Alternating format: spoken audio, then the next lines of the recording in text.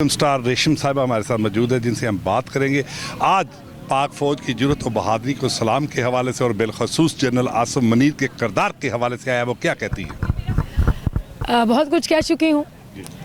मुल्क की सलामती के हवाले से, मुल्क की बका के हवाले से, मुल्क के जो दुश्मन हैं उनके ख़िलाफ़ बोली हूँ और हमेशा बोलती रहूँगी। जो मेरी मुल्क को मैली नज़र से, गंदी नज़र से भी देखेगा, मैं उनसे मुझे लड़ना आता है, हमारी फ़ौज को लड़ना आता है, हमें उनके ख़िलाफ़ बोलना आता है।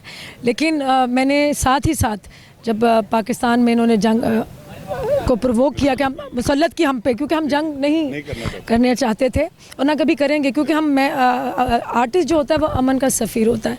मैंने हमेशा अमन की बात की, मोहब्बत की, चाहत की बात की।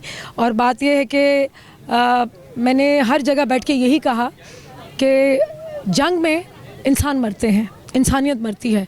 चाहे सरहद के उस पार लोग मरे या सरहद के इस पार, मरती इंसानियत है। जंग एक बहुत खौफनाक चीज़ है। जंग अच्छी चीज़ नहीं है। जंग किसी मसले का हल नहीं है। जंग खुद बहुत बड़ा मसला है।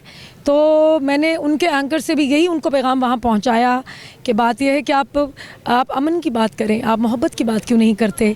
आप मुज़ाकरात जो हैं एक मेज़ पे, टेबल पे बैठ के करने की बात क्यों नहीं करते? आप जंग की बात क्यों करते हैं? खैर, उनका ये भयानक चेहरा पूरी दुनिया ने देखा, पूरी दुनिया के मीडिया ने, इंटरनेशनल मीडिया ने उनको एक्सपोज़ किया। मैं उनकी शुक्रगुज़ार हूँ और अपनी पाक अफ़वाज के जवानों के लिए ढेरों दुआएं।